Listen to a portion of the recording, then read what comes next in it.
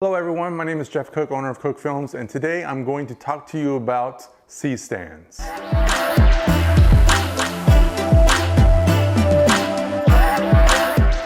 C-stands can be used in a variety of ways. I like to use them to hold up my lights, and there are other things that I like to use them for, but for this purpose I'm going to talk to you about using them for lights and how to set them up.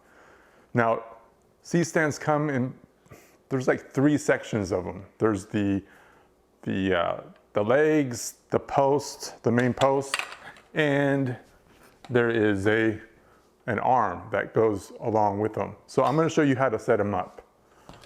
First, you just need to swing out the legs, put the post in, tighten the post. There's a little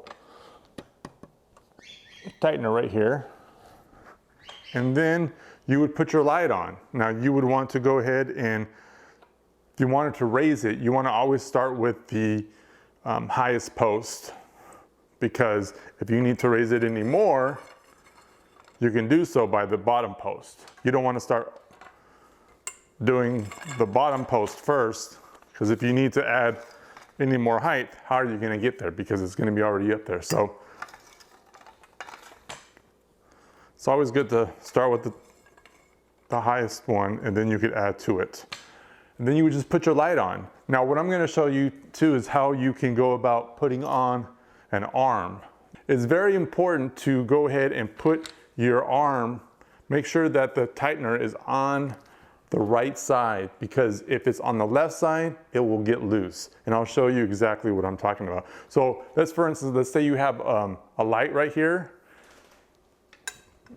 This isn't going anywhere, right? It's pretty tight. Now, if I was going to put it on the left side on accident, say you didn't know, right? And you put it on the left side,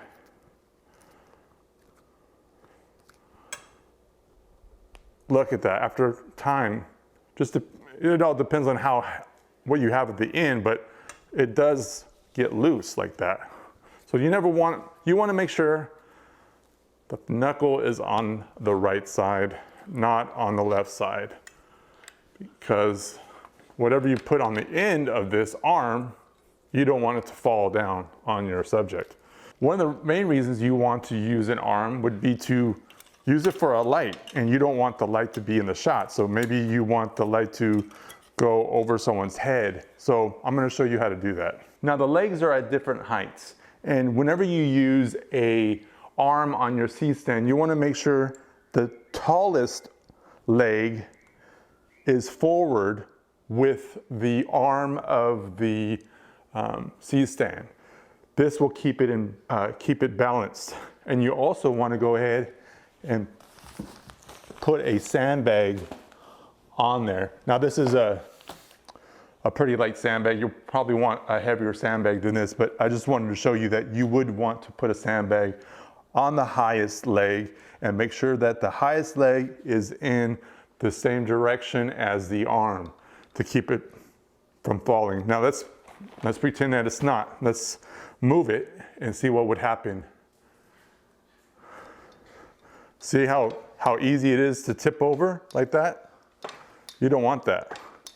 Let's move it back. It's not going to tip. It's not going to tip because it's aligned. So now I'm going to show you what it would look like with this light over on top of me without it being in the shot. And remember, what we want to do is we want to raise the first post first. I think this is high enough. If we needed more, we would go ahead and lower. We would raise the lower portion higher. But put our sandbag down. Let's move this. Okay, right now I'm using the light and you don't see it because I'm using the C-stand. The C-stand is to the left of me, the arm is over on top of me, and we've got the light. Now, why would you use a light like this? Well, you would use a light like this to break up the background. Maybe you want the individual to stand out from the background. So this is a great way to do that. You can use these arms for a variety of purposes. This is just one of putting up a light in the background on top of someone's head to break up the background. You can use these arms also to hold up sound blankets to break down the sound from, maybe you have a busy intersection on the outside of where you're shooting and you want it to be a little bit quieter because the mic's picking up that ambient noise and the noise from the cars. Well, you could use C-stands, set them around the individual who's being interviewed, and especially in front of the busy street. But obviously you would do it indoors, but you would make sure that they were on the side of the busy street within the interview setting, and then you could block out the sound of the street and the passing cars. So I hope you learned something from this. Feel free to share, and if you're watching this on YouTube, please subscribe, and I will see you later.